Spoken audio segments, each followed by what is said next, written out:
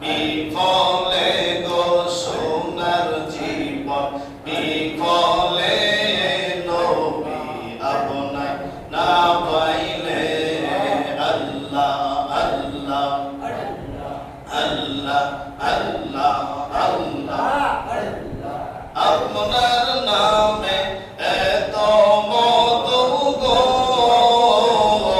আমারে কইরাছে জাদু আল্লাহ আল্লাহ আল্লাহ আল্লাহ আল্লাহ আল্লাহ আল্লাহ মওলার নামে বাঁশির সুরে মওলার নামে বাঁশির সুরে করে তাকা যায় না আল্লাহ আল্লাহ আল্লাহ আল্লাহ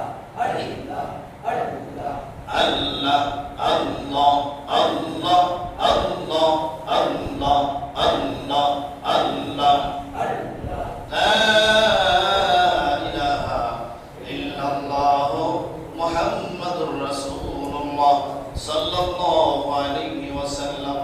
প্যারে হাজিরিন, আল্লাহ পাক রব্বুল আলামিন জাল্লে জালালুহু আমার আমাদের দরবারে হাজার হাজার কোটি কোটি গুণ শুকরিয়া যে আল্লাহ সুবহানাহু ওয়া তাআলা আপনি আমাকে মায়া করে দয়া করে পবিত্র জিলকদ মাসের চতুর্থ জুমায় আল্লাহর মসজিদে আসার বসার তৌফিক দিয়েছেন। এই জন্য মহান আল্লাহর ইজ্জতের দরবারে শুকরিয়া আদায় করি আলহামদুলিল্লাহ। প্যারে হাজিরিন, আমার আল্লাহ অত্যন্ত খুশি হন যখন কোনো আল্লাহর বান্দা আল্লাহকে স্মরণ করে বলেন সুবহানাল্লাহ। আল্লাহ বলেন আমার বান্দা যখন আমাকে উচ্চ আওয়াজে আমি আল্লাহর জিকির করে আমি আল্লাহকে স্মরণ করে আমি আল্লাহ তাকে তার চেয়ে বেশি আমি স্মরণ করি সুবহানাল্লাহ। আর যদি অন্তরে কল্পনার মাধ্যমে স্মরণ করে আমি আল্লাহ তাকে এইরকমই অন্তর দিয়ে স্মরণ করি। আজকে আলোচ্য বিষয় হলো জিকির সম্পর্কে। এর আলোকে সামনে রেখে আমার আল্লাহ রাব্বুল আলামিন পবিত্র কোরআনুল কারীম বলতেছেন বিসমিল্লাহির রাহমানির রাহিম ইয়া আইয়ুহাল্লাযীনা আমানু যকুরুল্লাহ যিকরান কাসীরান ওয়া সাব্বিহু বুকরাতাও ওয়া আসীলা।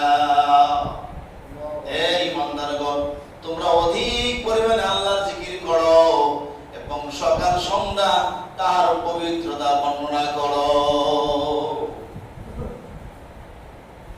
এর আলোকে আমার রাসূল সাল্লাল্লাহু আলাইহি সাল্লাম বলেন